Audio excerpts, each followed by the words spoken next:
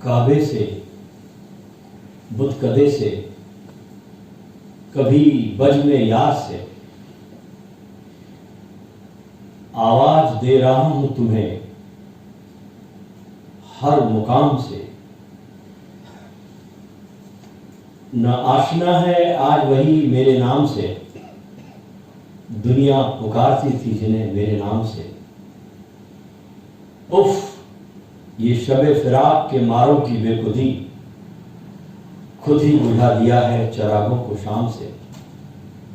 दिल में फरेब, लब पे तबस्सुम, नजर में प्यार, लुट गए शमीम बड़े एहतमाम से, लुट गए शमीम बड़े एहतमाम से। सदगुरु ओशो ने बहुत पहले, जब ये पूरे भारत में व्यक्तियों की खोज में घूम रहे थे, अपने लोगों की खोज में घूम रहे थे, तब उन्होंने एक बहुत सुंदर बात कही थी, जिसको कहने का आज अवसर आया है। उन्होंने कहा था कि 50 साल के भीतर पृथ्वी पर यदि क्राइस्ट, बुद्ध, कृष्ण, महावीर जैसे लोग न हुए तो सारी मनुष्यता मृत हो सकती है, एक गहरे अंधकार में डूब सकती है। और ये भी कहा कि विवेकानंद ने भी यही वचन कहे थे कि मैं 100 आदमियों की तलाश में हूं, अगर 100 आदमी मिल जाए तो धरती के पूरे वातावरण को, लोगों के, मनुष्य के चित्त की दशाओं को बदला जा सकता है। आत्मा की ऊंचाइयों तक लोगों को ले जाया जा सकता है और इस मुल्क की पूरी संभावनाओं को बचाना संभव हो जाएगा। इसलिए उसको कहते हैं कि मैं गांव-गांव जाकर खोजता हूं ऐसी आंखों को जो ज्योति बन सकती है। मैं तो अपनी तरफ से पूरा श्रम करने को तैयार हूं, मेरी तरफ से पूरी तैयारी है आपको भीतर ले चलने की। कहीं मरते वक्त मैं भी विवेकानंद की तरह यह न कहूं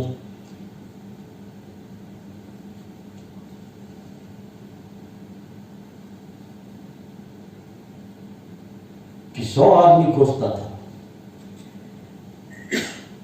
वे मुझे नहीं मिले। अब कितने कमाल की बात है,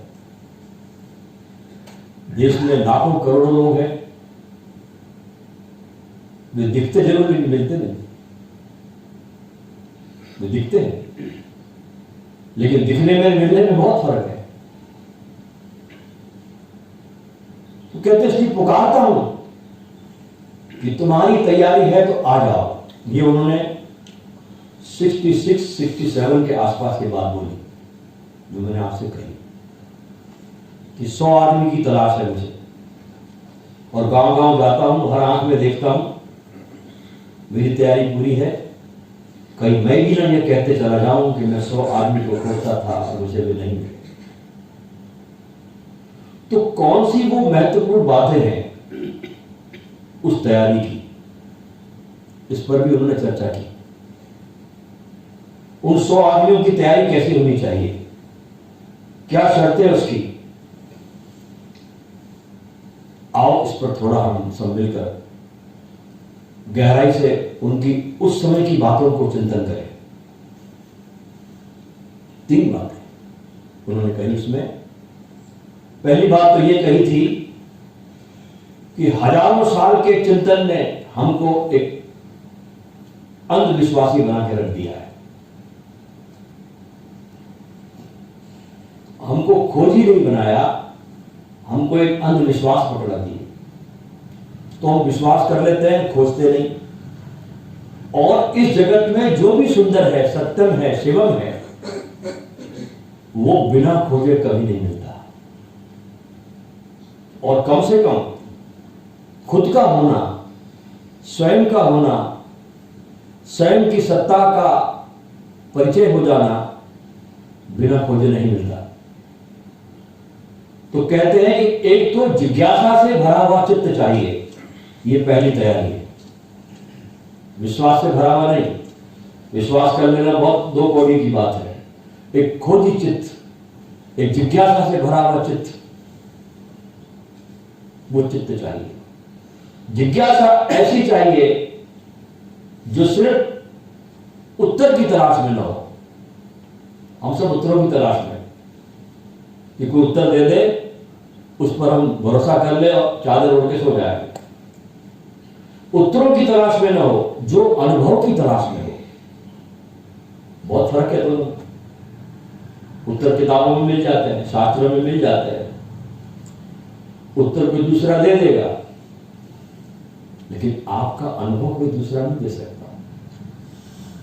आपका अनुभव आपको करना पड़ेगा। तो जो उत्तर की खोज में है, वो आज नहीं तो कल विश्वास कर लेगा, भरोसा कर लेगा, कहीं ना कहीं फंस जाएगा। क्योंकि उत्तर खोजने वाला ज्यादा कठिनाई उठाने के लिए तैयार नहीं होता। उसने पूछा, उत्तर मिला, बात खत्म।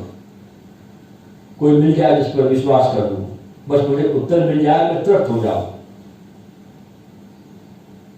लेकिन ओशो कहते हैं ऐसे लोग नहीं, मुझे ऐसे लोग चाहिए जो जानना चाहते हैं। अनुभव की तलाश, अनुभव की जिज्ञासा चाहिए। ये पहली शर्त उन्होंने बताई थी उन 100 आदमियों की तैयारी में। दूसरी बात वो कह रहे हैं कि जब भी हम कुछ पाने को निकलते हैं, तब हमको कुछ खोना पड़ता है। इस जगत में बिना खोए कुछ मिलता नहीं। बीज भी जब टूटता है, अपने को खोता है, तो वृक्ष बनता है।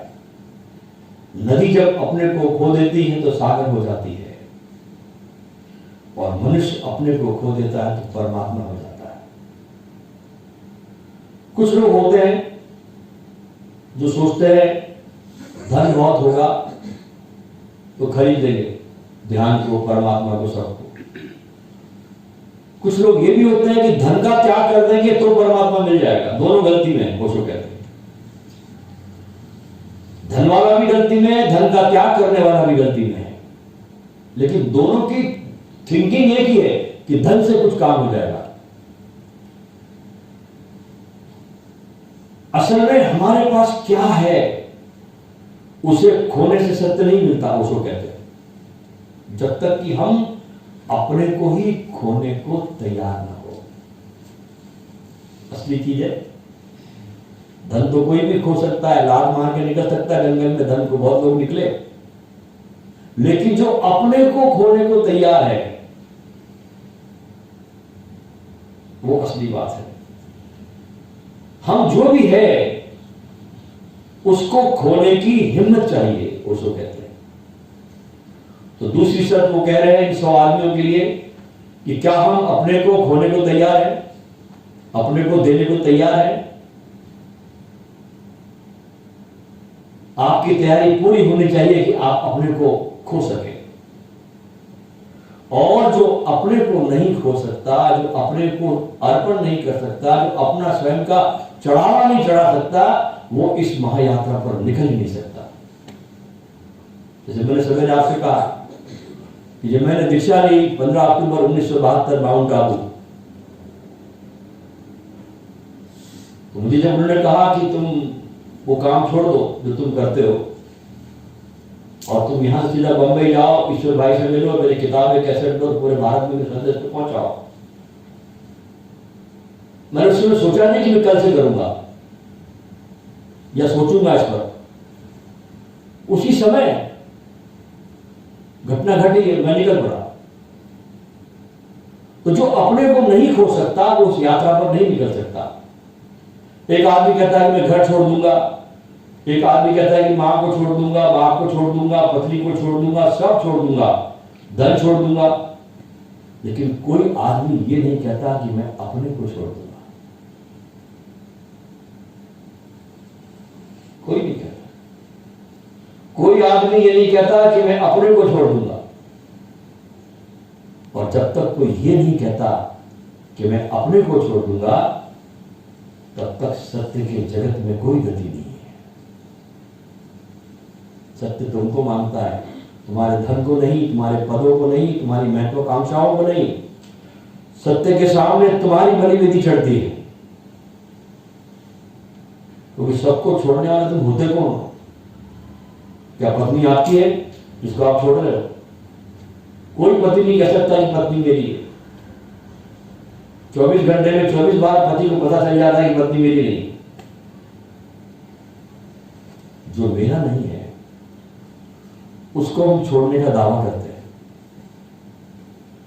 धन आपका है, भ्रम है आपको कि आपका है, और भ्रम को छोड़ने की बात आप करते हैं। आपके पास अपने सिवाय कुछ भी नहीं है, और उसको कहते हैं वही छोड़ना है। तो जो है उसे तो आदमी छोड़ने की बात नहीं करता। जो है ही नहीं उसका, पत्नी उसकी नहीं, धन उसका नहीं, मकान उसका नहीं, कुछ है ही नहीं उसका, उसको छोड़ने की बात करता है। तो उसको कहते हैं कुछ नहीं हो सकता। तो दूसरी शर्त वो कहते हैं इन 100 आदमियों के लिए, तैयारी के लिए, कि स्वयं को छोड़ने का साहस चाहिए, खुद की कुर्बानी, खुद को मिटाने का, फना कर देने का भाव। और तीसरी शर्त बता रहे हैं प्रतीक्षा, अनंत प्रतीक्षा, अनंत धैर्य। असल में वो कहते हैं ये यात्रा ऐसी है कि यहां जो कहे कि अभी चाहिए, वो जरा बचकानी बात करता है। ऐसा नहीं कि अभी मिल नहीं सकता उसको परमात्मा, सत्य मिल सकता है, लेकिन वो उसी को मिलता, उसको कहते हैं जो अभी नहीं मानता, जो कहता कभी मिले हम राजी है, न मिले तो भी राजी है, उसे अभी मिल जाता है। धैर्य चाहिए, और धैर्य आदमी के अंदर बिल्कुल नहीं। जो धैर्य नहीं होता, आदमी टिकता नहीं एक जगह। आप शिविर में आते हैं, आपने 3 दिन यहां अटेंड किया, धैर्य हो तो आप टिक जाओगे। धैर्य नहीं होगा तो उधर भी जाओगे, उधर भी जाओगे, उधर भी जाओगे। ऐसा किया आपने, ये वृक्ष को आपने लगाया, 4 दिन वहां रखा, फिर उखाड़ा, फिर कहीं और लगाया, फिर उखाड़ा वहां से, फिर कहीं और लगाया। ऐसे में वृक्ष कभी पल्लवित नहीं होता। एक जगह ठहरने का धैर्य चाहिए। दुनिया में धर्म के कम होने का और कोई कारण नहीं है, धर्म का, धैर्य का कम हो जाना। क्योंकि धैर्य जो है धर्म की आधारभूत जड़ है। सिर्फ धैर्यवान ही धार्मिक हो सकता है, वो सो कहते हैं। धर्म एकमात्र ऐसी चीज है कि जिसके पास धर्म धैर्य हो, वही उसकी खोज के लिए राजी हो सकता है। हमने सुना ना कहानी कि नारद जा रहे थे भगवान विष्णु से मिलने के लिए, बड़ी प्रतीक गाथा है। तो रास्ते में एक भक्त था, दीवाना बैठा हुआ अपनी कुटिया में मगन। नारद जी वहां रुके और कहा कि मैं भगवान से मिलने जा रहा हूं। बोले मेरे बारे में पूछ के आना कि मेरा मोक्ष कब होगा। नारद जी गए और वापस लौटे। उस भक्त ने उनसे पूछा कि आपने पूछा मेरे बारे में? बोले हाँ पूछा। बोले क्या कहा? बोले 3 जन्म और लगेंगे। वो नाच उठा, बोले बस 3 ही जन्म, इतनी जल्दी? और नाचते नाचते उसी समय परमात्मा को उपलब्ध हो गया। तो धर्म एकमात्र चीज ऐसी जिसमें धैर्य बहुत जरूरत है। और धर्म के साथ एक तकलीफ और भी है कि वो टुकड़ों में नहीं मिलता, एकदम मिलता है, विस्फोट के साथ मिलता है। आप ये नहीं कह सकते मैंने आज 10% ध्यान पा लिया, कल 15 पा लिया, परसों 20 पा लिया, हाँ कल 25 पा लिया, ऐसा कभी होता नहीं। धर्म जब आपके जीवन में आएगा तो विस्फोट की तरह आएगा, बाढ़ की तरह आएगा। और जब तक नहीं मिला तब तक कुछ होता नहीं। आपके जीवन में घनघोर अंधकार बना रहता है। उस अंधकार के क्षण में जब आपके जीवन में अंधकार है, आप कोशिश भी कर रहे हैं, धैर्य नहीं है, लेकिन कुछ और लोग खोज में लगते थे निराश होकर। इसलिए हम देखते ना पुराने सन्यासी भाग जाते क्योंकि धैर्य उनके पास में था नहीं। हम देखते आजकल 72, 73, 74 के जमाने के सन्यासी वो आते ही नहीं। क्यों नहीं आते? कि धैर्य खत्म हो गया, क्योंकि कुछ और खोजने में लग गए। जब उनको जो कुछ मिला नहीं, ध्यान रखना, मिला होगा तो दीवाने होकर बांटने को निकल जाते। जब उनको कुछ नहीं मिला, उनके पास धैर्य नहीं था, तो और किसी कामों में लग गए। वे कंकड़ पत्थर बीनने लग गए पुराने लोग। इसलिए जिसके पास धैर्य होता है उसको बहुत कुछ मिलने लगता है। तो उसको कहते हैं प्रतीक्षा है तीसरा तत्व, अनंत प्रतीक्षा। कठिन है बहुत, क्योंकि हमारा मन कहता है कि पता नहीं मिलेगा कि नहीं मिलेगा, इसके पास मिलेगा या नहीं मिलेगा, कुछ पता नहीं चलता।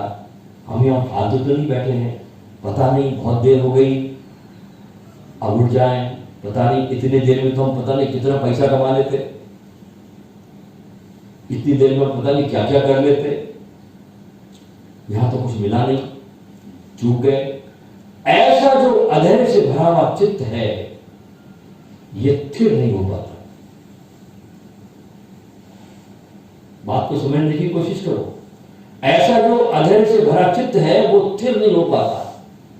असल में अधैर्य के साथ शांति का कोई संबंध नहीं है, अधैर्य के साथ संतुलन का भी कोई संबंध नहीं है। अधैर्य का अर्थ है अशांति, अधैर्य का अर्थ है चहल पहल, चटर पटर, अधैर्य का अर्थ है चंचलता, अधैर्य का अर्थ है भाग दौड़। तो ऐसा जो चित्त होगा वो ध्यान में आएगा, गुरु के पास में आएगा, थोड़े दिन रहेगा, भाग जाएगा और कंकड़ पत्थर बीनने में लग जाएगा। धैर्य का तो अर्थ है जैसे सागर ठहर गया, एक लहर भी नहीं और दर्पण बन गया है। और मजा यह है कि चांद तो सदा ही ऊपर है, सत्य सदा ही उपलब्ध है। अगर सागर तुम्हारा जरा दर्पण बन जाए तो अभी तुम पकड़ लो। सत्य तो सदा मौजूद है, परमात्मा चारों तरफ निकट है, अभी अभी ही। लेकिन हमारा जो अधैर्य से भरा हुआ चित्त है, ये डावाडोल होता रहता है, डोलता रहता है, कांपता हुआ, विवरिंग, उसमें कोई पकड़ नहीं बैठ पाती, वो दर्पण नहीं बन पाता। और प्रतीक्षा बना देती है दर्पण चेतना को। जब तुम प्रतीक्षा करते हो, देखो बुद्ध भी यही करते थे, हर गुरु यही काम करता है, तुमको प्रतीक्षा में डाल देता है। मंजूश्री जब उनके पास में आए, बुद्ध के पास, इनके खुद के शिष्य थे वो, ये बहुत बड़ा आदमी था मंजूश्री, इसको बहुत मानते थे लोग। जो बुद्ध के पास आए और उन्होंने प्रश्न पूछे तो गौतम ने कहा कि तुम कुछ दिन मौन बैठ जाओ, फिर मैं तुमसे बात करूंगा। 1 वर्ष बीता, 2 वर्ष बीते, 3 वर्ष बीते, तीसरे वर्ष बुद्ध ने बुलाया कि मंजूश्री तुम्हारे कुछ प्रश्न थे। मंजूश्री हंसने लगा, मुझे तो कब के खत्म हो गए। तो सदगुरु यही काम करता है, तुम्हें बिठाता है। सदगुरु के चरणों में बैठना काफी है, वहां कोई मांग नहीं, कोई कामना नहीं, कोई जल्दीबाजी नहीं। जब तुम ऐसे चित्त की अवस्था में वहां बैठ जाते हो ना, तो तुम्हारा काम बहुत शीघ्र स्पीड से होने लगता है और कुछ दिन तुमको सब मिल जाता है, क्योंकि सब सदा से मौजूद था, सिर्फ हम मौजूद नहीं थे उस अधीरता के कारण। तो ये 3 शर्तें पूरी करें, और ये 3 शर्तें पूरी हो गई तो बात पूरी हो गई। बाकी जो होना है वो तो बड़ी सरलता से हो जाएगा। उसको कहते हैं हमारी तैयारी के लिए 3 सूत्र कहे, तो इनको सोचना मत, सुन तो लिया आपने, अब सोच विचार मत पड़ जाना, अब थोड़ा चलना भी इस पर, इसको जीने की कोशिश भी करना। और कोशिश करोगे तो तीनों सूत्र आपको समझ में आ जाएंगे जिसकी वो बात करते हैं। और सोचे तो खो देंगे आप, जरा सा विचार हम चूक जाएंगे।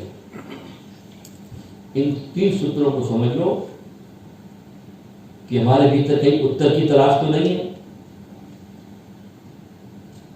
खोज करो, अनुभव के लिए प्यासे बनो, उत्तरों के लिए नहीं। उसको कहते हैं पानी की तलाश करो, ध्यान दो अपने पर कि कहीं मैं बौद्धिक सिद्धांत खोजने तो नहीं निकला इस यात्रा पर कि परमात्मा ने दुनिया बनाई कि नहीं बनाई, क्या किया क्या नहीं किया, क्या फर्क पड़ता है। जवाब मिल जाए आपको तो दुनिया का। सच में मैं कोई अनुभव खोजने निकला हूं?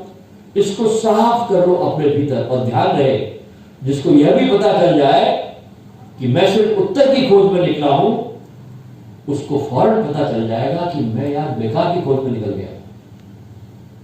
उत्तरों से कुछ होता नहीं। शब्दों में दिए उत्तरों से क्या होगा? मेरा पेट तो भरेगा नहीं, न भूख मिटती न प्यास बुझती। शब्दों से कुछ होता नहीं। नदी पार करनी है आपको तो नाव चाहिए।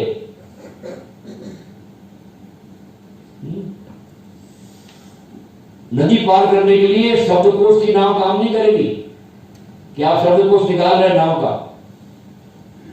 और अगर किताब लेकर नदी के किनारे पहुंच गए जिसमें लिखा है नाव और नाव और पानी, नदी को पार करने वाली चीज, तो किताब भी डूबेगी, आप भी डूबोगे और नदी हंसेगी।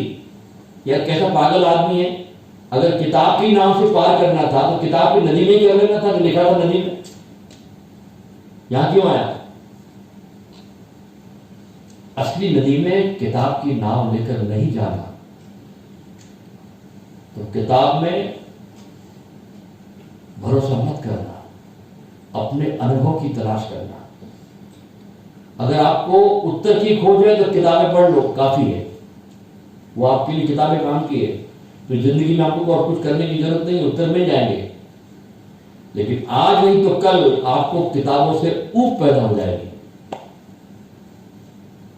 आज नहीं तो कल शब्द थोथे मालूम पड़ेंगे, बेकार मालूम पड़ेंगे।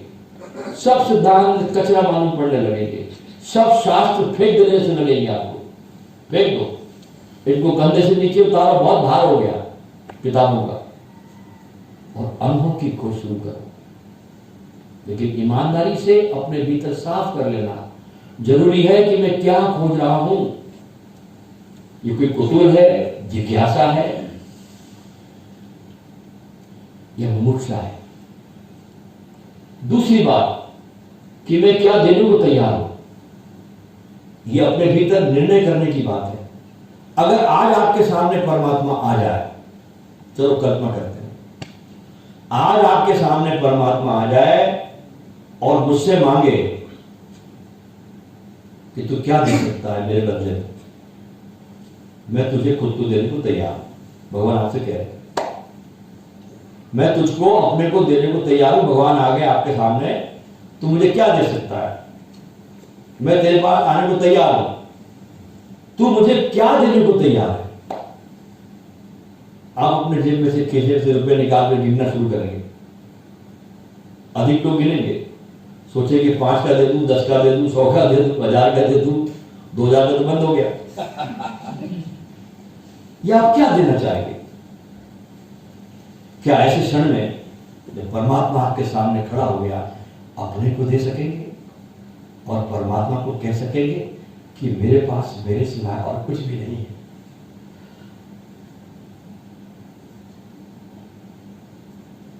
ये असली बात है कि मेरे पास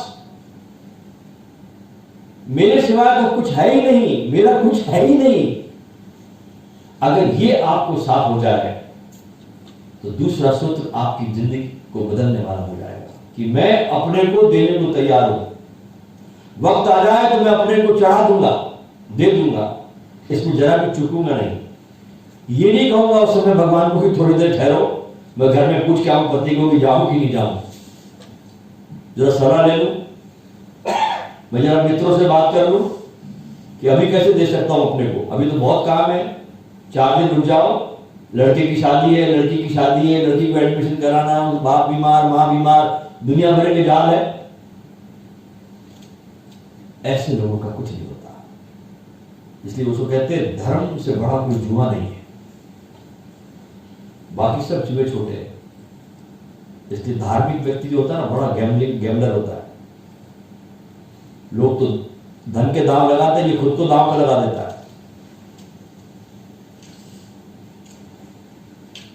धर्म के ऊपर तो आप खुद लग जाते हो, वहां हार जीत नहीं होती। तो जब आप ही लग गए तो कौन जीतेगा, कौन हारेगा? तो अनंत की खोज पर निकलने के लिए निकले हम, तो बच्चों जैसा अधैर्य काम नहीं करेगा, इसमें अनंत धैर्य चाहिए। इन 3 बातों को थोड़ा मन में साफ कर ले, उसको कहते हैं, तो 100 व्यक्तियों के मिलने की तैयारी होती चली जाएगी। ये उन्होंने 65-66 के आसपास ये बहुत महत्वपूर्ण बात कही। मैंने बहुत सोच समझ के कहना चाहा कि अभी आने वाला जो आप नए लोग आए हैं, उन तक ये बात ओशो की पहुंचनी चाहिए, जो ओशो ने उन्होंने उस समय कही थी कि उनको 100 व्यक्ति की तलाश है जो इन 3 शर्तों का पालन करते हैं।